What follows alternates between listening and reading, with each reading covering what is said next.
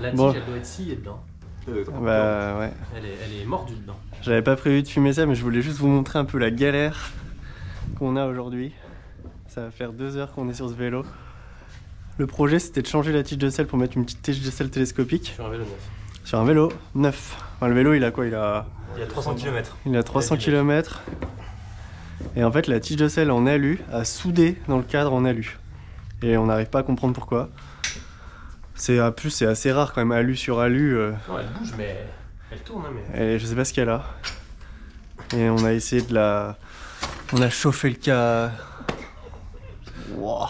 Oh la gueule de la tige. On a chauffé le cadre, on a tapé, on a essayé de la tirer. Ah mais on va y arriver comme ça. Mais... Il faudrait la même tige mais en acier. Parce que là elle est trop molle en alu. Et là du coup quand tu commences à regarder un peu partout autour de toi dans l'atelier et que tu cherches des morceaux de métal, ah, c'est pas bon là, tu te dis on a atteint un cap là. Tiens, y a pas un morceau de cric là? Putain, mais... Tu as déjà pensé à ça? Putain, c'est un truc de dingue. Vous me laisserez dans vos commentaires les idées que vous auriez pu avoir, mais moi là j'ai fait des études. C'est ça qui te fait chier en fait, ça tu le ponces, il y aura plus pour le rentrer dedans. Non, ou sinon faudrait faire une ouverture. Parce qu'en fait on est bloqué aussi par les inserts du cadre, on voudrait pas les faire sauter. Ils sont à l'intérieur et on a besoin de quelque chose pour taper. On a de la chance d'être sur un vélo électrique où on a accès au tube de selle par l'autre côté, donc on voudrait taper par là pour le sortir. Ça aurait été un vélo normal, ça aurait été foutu je pense. Taper. Là t'es sur où là? Ah bah, elle sort. Oh putain, c'est venu. Elle sort. Ouah. Seigneur. Putain, mais ça a bloqué où?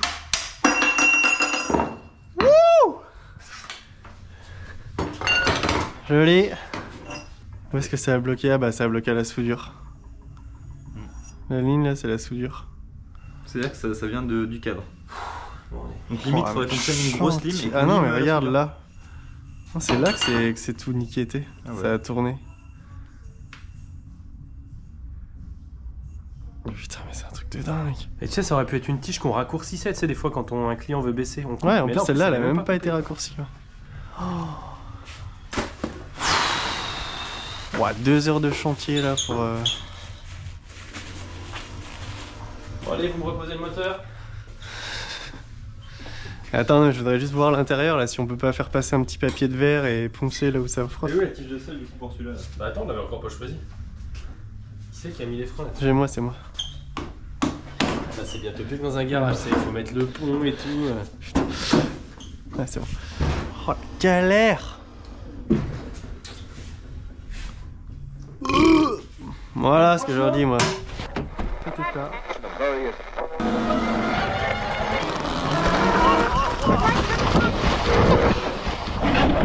Oh j'ai pris trop dans le... Oh pardon.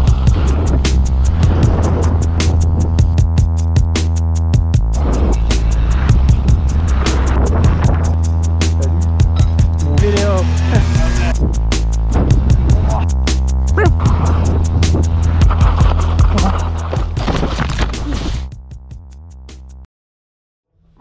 Je voulais vous parler un peu des freins, cet organe de sécurité si important. Là on est sur des freins minérales, donc huile minérale. Je sais pas si vous êtes au courant, mais donc il y a 2 catégories de freins sur le monde du vélo. Il y a les freins en DOT, département off transport. C'est des freins avec du liquide qu'on retrouve sur les bagnoles, qu'on peut acheter n'importe où. On peut acheter du liquide DOT chez Feu Vert, à Castorama. Voilà, c'est un liquide vraiment universel. Et il y a les freins en huile minérale. Les freins en huile minérale, ils sont particulièrement appréciés dans le monde du vélo car ils demandent moins d'entretien. Le DOT, c'est un liquide hydrophile qui aime l'humidité. Et en fait, ce qui se passe, c'est qu'à travers les durites et à travers vos leviers, le DOT absorbe l'humidité ambiante. Et du coup, ça charge le liquide en eau. Et qu'est-ce qui se passe quand on fait chauffer de l'eau, notamment bouillir de l'eau? Ben, ça génère des bulles d'air. Et en fait, c'est souvent qu'on a des freins en DOT qui ont un toucher un peu spongieux parce qu'ils ont trop chauffé. Et du coup ça fait des bulles d'air. Donc les freins DOT vieillissent moins bien que les minérales. Alors le point d'ébullition du DOT, c'est quand même assez élevé, c'est 272 degrés.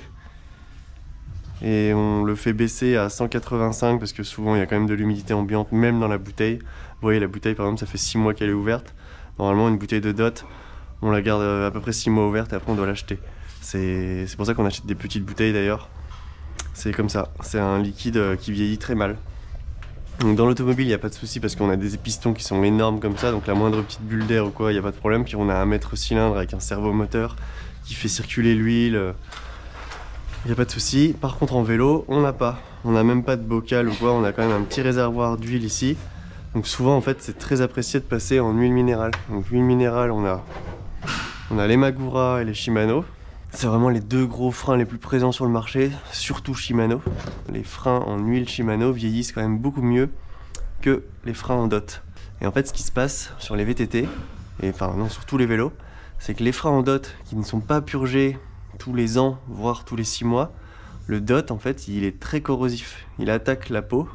Moi j'ai fait mes premières purges de frein quand j'étais gamin, je regardais les vidéos SRAM, c'était marqué mettez des gants, tout ça, je dis oui c'est bon je mettrai des gants, pas grave j'en fais qu'une. Putain le soir j'avais les doigts tout rouges, en fait ça attaque vachement le DOT. Ça attaque la peinture des vélos, il faut bien rincer les vélos quand on a fait des purges de DOT.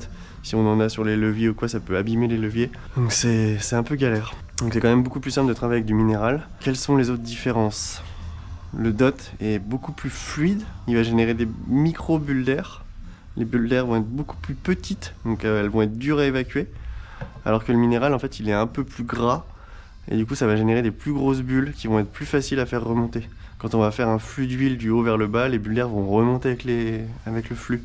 Alors qu'en DOT, quand on fait un haut-bas avec le liquide, souvent les petites micro-bulles d'air, elles ne remontent pas. Elles restent coincées dans des petits endroits. Souvent vers les pistons, souvent derrière les cylindres, donc c'est un peu galère. Dernier problème, donc autre problème avec le DOT, c'est que sur les vieux freins SRAM, il y a eu toute une génération de SRAM guides, les Level T, les guides R, les guides RE, en fait quasiment tous les freins SRAM sauf je dirais les codes RSC, les dernières générations et les générations juste d'avant, où en fait le maître cylindre à l'intérieur, donc on a un piston ici qu'on vient pousser. Une fois qu'il est là, il vient chercher l'huile du réservoir et il remonte dans le réservoir. Et en fait ici on a un espèce de petit piston avec double joint. Et chez SRAM, ce piston il était blanc en nylon. J'en ai pas à vous montrer malheureusement, faudrait que je démonte un frein. J'en ai plein les tiroirs des freins. Et du coup ce qui se passait c'est que moi à l'époque je l'ai changé, j'achetais des pistons sur AliExpress. Ça vous voyez c'est des pistons pour code RSC ou code R. Ou non, ça c'est des pistons pour les guides RSC, pardon. Je crois que c'est les mêmes de toute façon. Et vous voyez, c'est des pistons qui sont en aluminium avec des joints.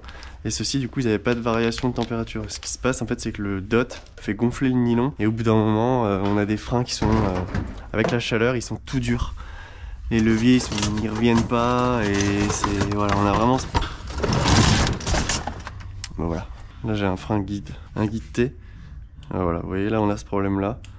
C'est que les leviers sont tout durs. Parce que le piston à l'intérieur, il coulisse très mal dans sa chambre. C'est un très mauvais vieillissement en fait de la matière, le nylon, avec le DOT. Donc avec les années, SRAM, ils se sont aperçus de leurs conneries et ils ont amélioré leurs produits. Aujourd'hui, on retrouve plus vraiment ce problème sur les nouveaux codes RSC et tout ça. Mais ça reste des freins qui vieillissent quand même pas très bien comparé au Shimano. Par exemple, moi je vois des fois des freins, des mecs qui m'apportent des vélos qui n'ont pas été purgés pendant genre 5-6 ans quoi. Presque même des fois des vélos de 10 ans où le mec il a des vieux freins Shimano qui ont 10 ans, qui n'ont jamais été purgés, et le frein il fonctionne encore. Bon, il a un toucher dégueulasse, mais il fonctionne encore. Sur un DOT, impossible d'avoir ça. Un frein qui a 10 ans en DOT qui n'a jamais été purgé, c'est impossible. Voilà pourquoi tout le monde parle de freins Shimano et que tout le monde déteste les freins SRAM. Ça a été le plus gros problème. Sur ce vélo, on a un souci, c'est en fait on a une perte de pression d'huile. Il y a une fuite quelque part. Donc vous voyez quand j'enfonce le levier vient dans la poignée, et j'ai plus de freinage, littéralement. Donc ça freine encore un peu. Je vois que mes pistons bougent. Donc on n'a plus de freinage. Et à l'arrière, j'arrive à emmener mon levier dans la poignée. Mais si je pompe un peu, je fais remonter les bulles d'air en fait. Et là j'ai une garde qui revient normalement. Donc là typiquement c'est des problèmes qui arrivent assez souvent. C'est qu'il y a de l'air dans le circuit. Soit ça a été généré par une mauvaise purge à la base. Soit le frein a peut-être trop chauffé. L'huile est peut-être un peu vieille. Et du coup il a généré des micro-bulles d'air en chauffant et en montant en ébullition. Les bulles d'air sont dans le circuit quelque part coincées. Et du coup on a un toucher qui est pas normal, qui est irrégulier. Des fois on a une course qui est ultra longue et des fois avec mon pompe on a une course très courte. Donc ça c'est dû à une bulle d'air dans votre circuit. Je vais lui purger son frein arrière, je vais lui raccourcir sa durite de frein avant, parce que je soupçonne qu'il y a une fuite à ce niveau-là, au niveau du raccord avec de l'olive. On voit que la durite elle est toute abîmée, toute tirée, et il suffit qu'il y ait une micro-fuite pour que le frein perde de la pression et ne freine plus quoi. Ensuite dans l'épisode du frein, je voudrais vous parler aussi d'autre chose, c'est les disques et les plaquettes. C'est des choses qui sont souvent négligées. Quand on achète un vélo neuf, souvent il est monté avec des disques neufs et des plaquettes neuves, et le choix des plaquettes est très important. On a plusieurs types de plaquettes qui existent sur le marché. Je vais vous montrer les plaquettes de chez SRAM par exemple. On a des plaquettes qui existent en métallique et des plaquettes qui existent en organique ou semi-organique. C'est la composition des plaquettes en fait. Et ça va avoir une énorme importance sur votre freinage. Par exemple, moi je fais que 70 kg et les plaquettes métalliques j'ai déjà essayé et en fait j'ai du mal à faire monter le frein en température pour avoir du mordant. Du coup je suis obligé de rouler en organique. L'organique ça me permet d'avoir un freinage plus mordant, plus d'agressivité. J'ai un peu moins d'endurance, mais avec mon poids, c'est pas très grave. Donc en fait, il y a tout un choix à faire. Par contre, il y a une chose très importante qu'il faut respecter, c'est le rodage. Qu'est-ce que c'est? Un rodage de frein, en fait, c'est de déposer une surface chimique qui vient des plaquettes sur votre disque. Une fois que vous avez fait un rodage, par exemple, en plaquette métallique avec un disque neuf, vous ne pouvez pas rechanger pour de l'organique. Il faut tout le temps garder le même type de plaquette. C'est-à-dire que votre disque, il a été chimiquement traité par la plaquette pour recevoir de la plaquette métallique. Un micro-changement au niveau de la composition de l'acier qui fait que la plaquette va déposer une surface sur votre disque. Ça va empêcher les vibrations et les usures prématurées. Si vous passez en organique, la même chose. Ça va roder votre frein avec des freins organiques. En fait, ce qui se passe, c'est que souvent les gens changent de plaquette. Voilà, on met du métallique l'été, on remet de l'organique l'hiver, parce que c'est vrai que c'est un peu mieux quand c'est mouillé. Et souvent les freins, en fait, ils se mettent à couiner, on a des vibrations, ça freine pas, on a des pollutions. Et en fait, c'est dû à ça. Normalement, une fois qu'on a rodé ses freins avec de l'organique, on garde les disques qu'avec des organiques. On ne change pas. J'ai souvent ce problème de gens qui changent de plaquettes, qui n'ont pas réussi à retrouver les bonnes plaquettes, qui mettent des génériques, on achète des plaquettes Shimano, après on achète des Galfer, des plaquettes Giant. Le mieux, ce serait quand même de garder tout le temps la même race, la même type de plaquette. Moi je le vois depuis que je suis chez Shimano avec mes freins SLX sur mon règne. J'ai toujours mis des plaquettes Shimano originales en organique. Et j'ai pas de problème de vibration, j'ai pas de problème d'usure prématurée, j'ai pas de problème de surchauffe, mes freins ne couinent pas. Et c'est hyper important. Normalement quand on change de type de plaquette, on doit changer ses disques avec. C'est comme ça. C'est le même problème sur les bagnoles aussi d'ailleurs. Normalement quand on change de marque de plaquette sur une voiture, ça serait bien de changer les disques. Alors vous allez me dire, c'est pas si cher d'ailleurs de changer des disques de voiture, hein. C'est même moins cher que les vélos. J'ai acheté une paire de disques pour mon camion, ça m'a coûté 60 €. Je crois qu'un disque Shimano c'est quasiment plus de 60 € maintenant. On va pas aborder ce sujet là, mais voilà, du coup, un bon frein c'est quoi? C'est une purge qui a été faite il y a pas longtemps, des raccords qui sont bien faits avec des olives qui sont bien faites avec des inserts, avec pas de fuite, un maître-cylindre qui est lubrifié et qui est neuf. Ça se change tous les ans, les maîtres-cylindres, on peut les faire changer, ça existe. Alors chez Shimano c'est compliqué, mais chez SRAM ça se fait. Il n'y a pas besoin de le faire beaucoup chez Shimano, mais chez SRAM c'est quand même plus important. Il y a un autre problème aussi, c'est la lubrification des pistons du frein. On fait sortir un peu les pistons, on les nettoie et on les lubrifie, on les re-rentre avec une graisse spécifique. Et des plaquettes neuves et des disques neufs avec un rodage qui a été fait correctement. Et là on a des freins qui sont prêts pour faire une saison. C'est quand même hyper important. Je vois beaucoup trop de vélos qui ont des freins qui sont mal réglés, qui couinent. Et surtout en station, quand je suis à Morzine l'été, je vois trop de gens qui se plaignent que leurs freins sont pas assez puissants, qu'il n'y a pas assez de mordant. C'est vraiment un gros sujet, j'ai l'impression, les freins. Moi ça m'affecte pas tant que ça. Ça me dérange pas d'avoir des freins qui freinent pas beaucoup. Après ça fait très longtemps que je fais de l'enduro. J'ai peut-être moins besoin de freiner qu'un amateur. Mais voilà, il existe des solutions, il existe des techniques pour quand même améliorer vos freins. Changer le diamètre des disques, mettre des disques plus rigides, mettre des disques plus épais. Moi je roule en disque Magura, ils font 2 mm d'épais, contrairement aux disques Shimano qui font 1,8 ou les disques SRAM aussi qui font 1,8. Les disques de 2 mm ça permet d'avoir une course de frein qui est moins longue. Après c'est un choix, c'est un toucher qu'on aime bien. Voilà, il y a plein de petites choses sur les freins sur lesquelles on pourrait parler pendant des heures. Mais je trouve que c'est important de savoir ça, quoi. Le rodage de frein, est hyper important, le choix des plaquettes, le choix des disques, de ne pas changer de type de plaquette pendant le même disque, de garder la même composition de plaquettes, de savoir quand est-ce qu'on a fait ses dernières purges. Préconisation constructeur, c'est 1 fois par an la purge. Donc chez SRAM, on peut la faire même 2 fois par an, ça fait pas de mal.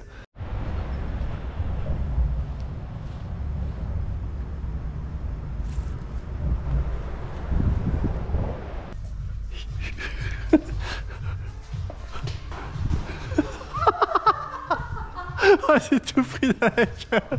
Oh, j'ai trop bien visé. Oh. Oh. Il neige chez Giant. Attention. Oh, tu vas voir. Tu peux rien pour attendre. Tu perds rien pour attendre. Ah, il va recommencer. Non, c'est bon, déjà. On a foutu de la neige partout dans le magasin, là. Et Lilian, il va faire un bonhomme de neige, là. J'en étais sûr que t'allais arriver par là. Enfoiré. Ah, c'est moi qui est là. C'est moi qui est là. Putain, j'aurais bien fait qu'on fait une bataille de boules de neige au magasin. Allez, on est ouvert. Il va y avoir les soldes. Ramenez vos culs. Donc là, vous voyez, on a des plaquettes qui sont en fin de vie. Celles-là, elles sont complètement foutues. On a atteint le ressort en usure. Donc je vais lui changer. J'en ai pas des plaquettes avec les aérateurs comme ça. De toute façon, ça sert un peu à rien. C'est un peu du marketing. Et là, je vais lui nettoyer un peu ses pistons. C'est important de nettoyer ses freins aussi. Comme sur les freins de voiture, hein, normalement, ça se dégraisse assez régulièrement. Ça se nettoie. On enlève toutes les particules qui sont accumulées. On a de la ferrite, on a de la paille de métal. Je fais un bon nettoyage de l'étrier. Donc là, on voit bien. Sur les SLX, on a des pistons en céramique. Ils sont très fragiles, les pistons en céramique. Ils cassent parfois. Quand on freine et que ça fait un bruit de sable, c'est qu'on a un piston qui est fendu ou qui est cassé.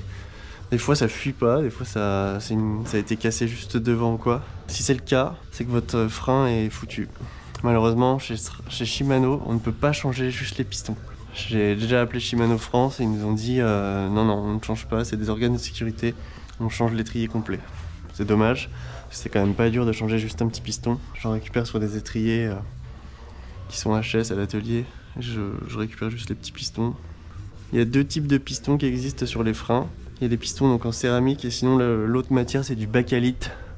Bakélite c'est un alliage de métal très dur et très résistant à la chauffe et aux températures. Ce qui est plutôt pas mal. Donc là je vais pas me faire chier. Cette durite elle est abîmée jusque là. Je vais la couper comme ça. Ouais, c'était quand même pas très joli tout ça. Alors là, je vais en profiter pendant que la durite part accorder. Je vais repousser mon piston. Donc là, il faut faire très attention quand vous repoussez vos pistons comme ça. Surtout quand ils sont en céramique. Qu'ils se mettent pas en porte-à-faux quoi. Qu'ils se mettent pas, genre au lieu de coulisser comme ça, qu'ils se mettent pas un peu comme ça ou comme ça. Parce que là, c'est un coup à le casser. Donc on pousse bien avec le milieu, avec un outil très large. On vient pas appuyer avec un petit tournevis fin. Donc voilà, j'ai repoussé tous mes pistons. Ensuite, je vais mettre une cale. Je vais mettre une cale qui va éviter au piston de sortir quand je vais faire ma purge. Donc là, je mets la cale recommandée par Shimano. Voilà, comme ça, quand je vais pousser l'huile, au lieu que l'huile fasse sortir les pistons, l'huile, elle va monter directement. Elle va faire remonter toutes les bulles d'air. Comme ça évitera d'avoir des soucis. Pour connecter un frein, il nous faut une aiguille et une olive. Alors une olive, j'en ai plus des Shimano, je mets des Magura. C'est pareil, c'est la même taille. Moi j'utilise cette technique, ça va plutôt pas mal. Alors là je vais passer mon écrou, j'ai mon capuchon en plastique, parce qu'après une fois qu'on aura mis l'olive ça va être compliqué. Je bloque ma durite dans un cale durite comme ça. Voilà. Je prends un petit marteau.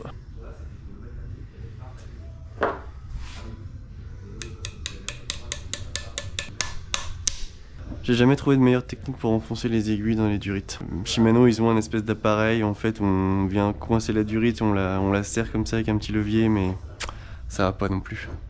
Les durites, des fois, elles sont un peu vieilles, le plastique, il a durci. Sinon, vous pouvez la chauffer un peu. Des fois, je la chauffe au décapeur. Ça va pas trop mal. Je mets ma petite olive. Je récupère mon écrou. Voilà, j'enfonce bien mon système au fond. Hop, hop, hop. Voilà, Donc là j'ai bien coincé ma durite. Donc là je mets mon levier à peu près droit, horizontal. Voilà, puis là on va commencer notre purge. Juste une petite parenthèse, je suis en train de vous montrer comment on purge les freins et tout. Là je devais lui changer son pneu. Regardez ce que je trouve dans le pneu. C'est une boule de préventif. Voilà pourquoi moi j'ouvre mes pneus assez régulièrement pour regarder l'intérieur du pneu, voir l'état du préventif et le nettoyer au Karcher et en remettre du propre.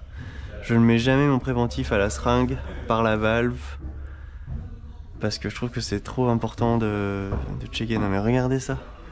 Je l'ai senti en enlevant le pneu, ça faisait une grosse boule à un endroit, mais ça déséquilibre votre vélo, mais à un point, c'est un truc de dingue.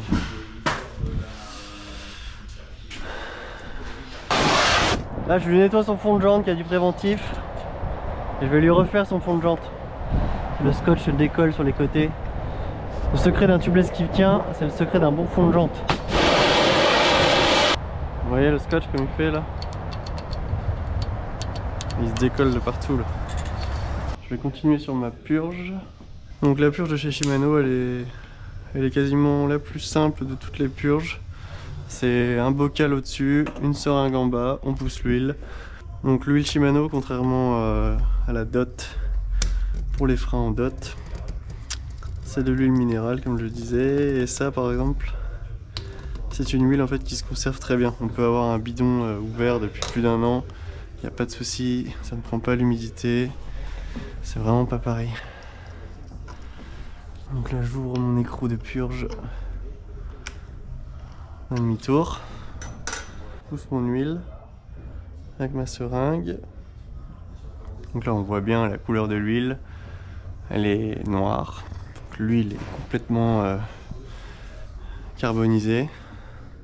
C'est une huile en fait qui a fait trop de montée en température, monter, descendre, et aujourd'hui elle a plus les mêmes propriétés thermiques qu'avant. Elle est incapable de garder la température, elle monte en ébullition. Donc là ce que je fais c'est que je vais faire une vidange complète du circuit. Donc là je pousse ma seringue en entière, j'arrête ici, j'enlève mon bocal, là l'huile je la vide complète. Là j'en remets de la neuve. Et là je vais faire des aspirations. Je vais aspirer l'huile jusqu'à ce que mon huile ressorte à peu près claire et transparente. Je vais faire aussi quelques mètres, quelques va-et-vient. Je pompe en fait mon levier pour vidanger en fait l'huile entre le circuit et le réservoir. Comme ça je vidange bien tout ce qu'il y a comme partie. Et on peut faire aussi on peut taper un coup la durite pour l'aider à faire remonter les bulles qui sont éventuellement collées dans la durite, mais je vous le dis en minéral c'est... Vous voyez, il y a des petites micro-bulles d'air qui ressortent là. Donc là j'ai fait beaucoup de va-et-vient jusqu'à ce qu'il n'y ait plus d'air, j'ai fait beaucoup de va-et-vient jusqu'à ce que mon huile soit rose. Je referme ma vis de purge, je débranche, je vais enlever mon petit... Alors là ce que je fais moi souvent, je remets les plaquettes, je remets mon disque et je fais rapprocher mes pistons à la course d'utilisation et du coup ça ramène de l'huile dans le réservoir en fait, en laissant le réservoir. Je vais vous montrer, je sais pas si vous avez compris, même moi j'ai rien compris ce que j'ai dit. Donc voilà, nous on les achète en vrac comme ça. On va parler de la pollution. Qu'est-ce qu'une plaquette polluée? Une plaquette polluée, c'est une plaquette qui a pris une goutte d'huile, qui a ramassé du gras quelque part, sur la route, sur mes gants. Des fois les flaques d'eau en ville, elles sont gorgées de gras à cause des diesels. Et en vélo de ville, des fois on se fait éclabousser et on a du gras sur le disque. C'est pas bon. Donc en fait un frein de vélo c'est très fragile, c'est très sensible. La moindre petite goutte de gras sur la plaquette ou sur le disque, elle va aller venir s'étaler, elle va aller venir... Les plaquettes c'est ni plus ni moins que du métal compacté avec une résine. Donc c'est une matière très spongieuse. Donc là on met la moindre goutte d'huile, ça se pénètre à l'intérieur. Il n'y a pas de possibilité. Ensuite il y a un autre problème qui peut arriver, ça s'appelle un glaçage. Un glaçage en fait c'est qu'on fait fondre une surface très fine de la plaquette et ça crée une surface très lisse, brillante. Souvent ça se voit à la lumière, c'est brillant, très brillant. Et ça c'est glacé. Donc là pour corriger un glaçage, ce qu'on fait c'est qu'on peut poncer la plaquette un petit peu avec du papier. Ça résout souvent le problème. Après il y a le problème de pollution, donc là par contre il faut changer les plaquettes. Il n'y a pas d'autre solution. Donc soyez quand même consciencieux quand vous remontez vos plaquettes. Que la goupille soit bien remise correctement, que la vis soit bien serrée. J'ai déjà vu des clients qui m'ont apporté des vélos où ils avaient littéralement perdu une plaquette. Alors c'est chaud quoi. Donc là j'ai remis mes plaquettes. Tous mes pistons sont renfoncés au max. Et en fait ce que je fais c'est que je remets ma roue à l'intérieur comme ça. Et là je fais des petits freinages. Ouais, donc le premier freinage, j'ai pas de course. Les pistons sont complètement rentrés. Deuxième freinage pareil. Et là plus je pompe, plus je viens faire sortir mes pistons pour compenser l'usure. Voilà, là j'ai atteint ma garde. Et là, des fois, vu que j'ai fait baisser mon niveau d'huile parce que j'ai ramené de l'huile derrière mes pistons, parce que mes pistons se sont avancés, des fois j'ai des petites bulles d'air qui remontent. Voilà, j'ai quand même, si j'ai une petite micro bulle d'air qui vient de remonter là. Alors après, il y a une autre technique aussi, si vous voulez réduire votre course. Vous voyez, la course là, je la trouve un peu longue. Il y a une technique qui existe, c'est qu'en fait, on vient freiner sans le disque, donc on vient rapprocher les plaquettes. On vient faire croire au frein que les plaquettes se sont usées. Du coup, les pistons, eux, vont sortir un peu plus. Ensuite, on remet notre disque. Et là, en fait, c'est un peu qui tout double. C'est soit les plaquettes vont venir toucher le disque tout le temps, soit ça a marché, comme là, vous voyez. Là, j'ai réduit ma course. J'ai fait rapprocher mes plaquettes. C'est ce qui se passe souvent. Les gens disent... quand on enlève les roues, faut absolument pas freiner, sinon on vient coller les plaquettes. Bon, on vient pas vraiment coller les plaquettes, c'est qu'en fait on vient freiner sans le disque, du coup ça les rapproche jusqu'à ce qu'on puisse plus du tout passer le disque. Donc là il faut avoir un écarteur de plaquettes, un petit outil biseauté où on vient enfoncer ça dans les plaquettes, ça réécarte les pistons. C'est pas grave, ça va pas faire rentrer d'air dans le circuit d'ailleurs aussi. Je sais pas pourquoi il y a plein de gens qui me disent si je freine sans les plaquettes, je vais faire rentrer de l'air dedans. Ça ne peut pas vraiment arriver, sauf si vraiment vos plaquettes sont très usées, du coup elles ont plus de garniture, et du coup on les sort à fond et il y a un piston qui sort. Là quand il y a un piston qui sort, il y a l'huile qui coule. Là on a fait rentrer de l'air bien sûr, mais là ça arrive quand même très rarement. Donc là vous voyez, j'ai réglé ma course, la garde ici c'est ça, et là j'ai réglé la course de mon piston. J'aime bien quand il y a une course qui est très faible. Voilà, donc ça c'est pour le réglage de la course du frein. Je viens remettre ma vis de purge. Là je dégraisse bien. Alors les freins DOT, ça peut se dégraisser à l'eau. Le DOT c'est miscible avec de l'eau, c'est-à-dire que c'est un liquide qui peut se mélanger parfaitement à l'eau. Donc on peut prendre du muck-off, le nettoyer. Par contre le minéral, non. Le minéral, il faut du dégraissant. Voilà, donc là on a terminé avec les purges.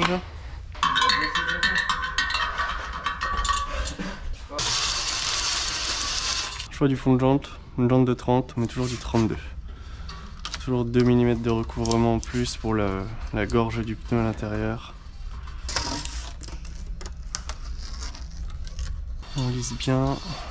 Attention de ne pas vous brûler en frottant la peau sur le plastique. Ça m'est déjà arrivé. Moi j'aime beaucoup ce fond de jante DD Suisse. J'ai découvert ça quand j'étais chez Chris Bike, on avait que des fonds de jante DD Suisse. Très bien. Il y a les muck-off qui sont très bien aussi. Le banana slicey. C'est très bien aussi. Après j'ai pas testé toutes les marques, mais bon, il y a beaucoup de bonnes choses. Mais j'aime bien le TT Suisse parce qu'il y a quasiment un suivi d'usure. En fait au bout d'un moment il s'use et il devient un peu transparent.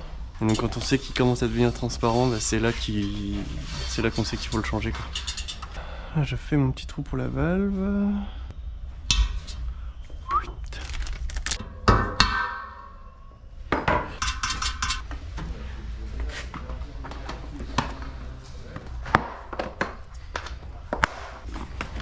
Et là vous me balancez 100-120 ml. On est sur un enduro. On n'est pas au gramme. On veut de la résistance et de la fiabilité. Et voilà. Pneu remonté à la main.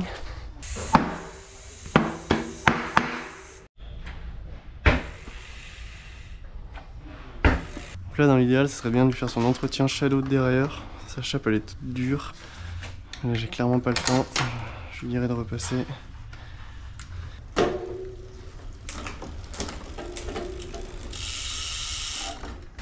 Bon, voilà.